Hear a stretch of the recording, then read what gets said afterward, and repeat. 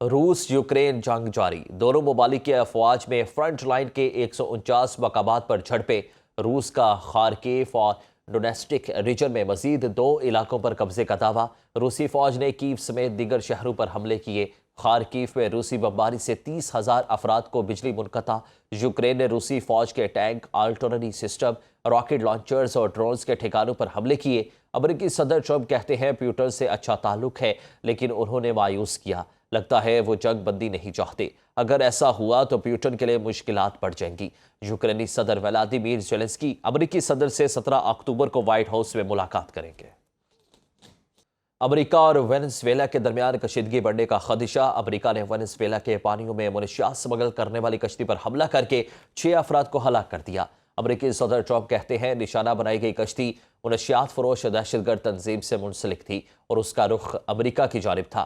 Trump نے کہا کہ منشیات اسمگل کرنے والوں کے خلاف کارروائیاں جاری رہیں گی۔ امریکہ نے 2 ماہ میں متعدد بار بین الاقوامی پانیوں میں وینزویلا کی کشتیوں پر حملہ کیا، جس پر جنوبی امریکی ملک نے اقوام متحدہ کی سلامتی کونسل کو خط بھیجا اور خطے میں امریکی اشتعال انگیزی فوجی سرگرمیوں پر ہنگامی اجلاس بلانے کا مطالبہ کیا۔ چین نے جنگی آلات کی تیاری میں استعمال ہونے والی نایاب دھاتوں کی برآمد پر پابندی لگا دی۔ امریکی وزیر خزانہ اسکاٹ بینسٹ نے رد عمل میں کہا کہ چین عالمی تجارت کا توازن خراب کرنا چاہتا ہے۔ ٹیکنالوجی میں استعمال ہونے والی نایاب دھاتوں کی برآمد پر پابندی بلا جواز ہے۔ عالمی معیشت کو نقصان پہنچا تو چین بھی اس سے نہیں بچ پائے گا۔ خبر ایجنسی کے مطابق امریکہ F-35 طیاروں کی تیاری میں نایاب مقناطیس استعمال کرتا ہے۔ ٹوما ہاک میزائل اور سمارٹ بم کی تیاری میں بھی نایاب دھاتیں استعمال کی جاتی ہیں۔ غزہ جنگ بندی معاہدے کے تحت حماس نے 20 اسرائیلی یرغمالیوں کو رہا کر دیا۔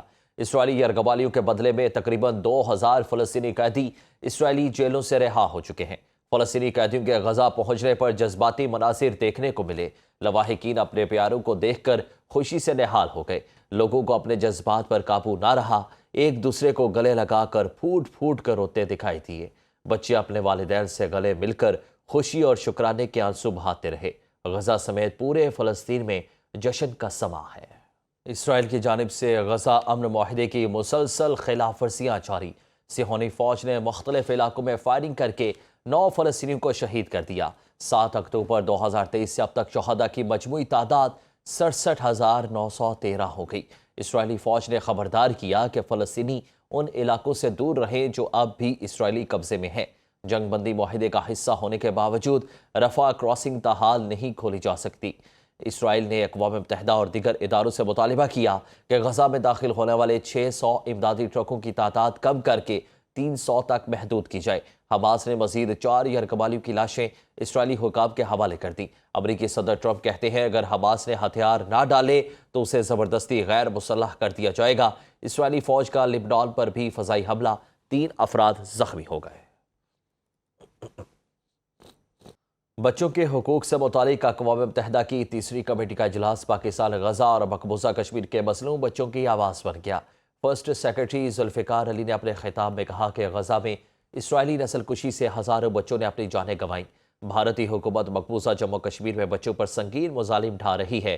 دنیا کے مختلف حصوں میں جاری مسلح تنازعات اور دہشت گردی کے باعث بچے سب سے زیادہ متاثر ہونے والا طبقہ ہیں۔ مئی 2025 میں بھارتی جوہریت سے 54 بے گناہ شہری شہید ہوئے، جن میں 15 بچے بھی شامل ہیں۔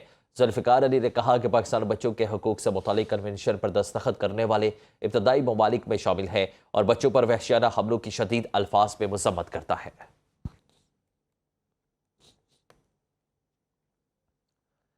لیبیا برادر اسلامی ملک ہے۔ پاکستان لیبیا میں امن و استحکام کے لیے جاری کوششوں کی حمایت کرتا ہے۔ اقوام متحدہ کی سلامتی کونسل میں لیبیا کی موجودہ صورتحال سے متعلق اجلاس سے نائب پاکستانی مندوب عثمان جدون کا خطاب، کہا لیبیا کی قیادت میں سیاسی عمل میں ہی پائیدار امن کا واحد راستہ ہے۔ لیبیا کے امن و ترقی کے لیے اقوام متحدہ کے ساتھ اپنا تعمیری کردار جاری رکھیں گے۔ پاکستانی مندوب نے لیبیا میں بلدیاتی انتخابات، جنگ بندی اور معاشی استحکام کی کوششوں کو سراہتے ہوئے منجمد اثاثوں کے تحفظ پر زور دیا۔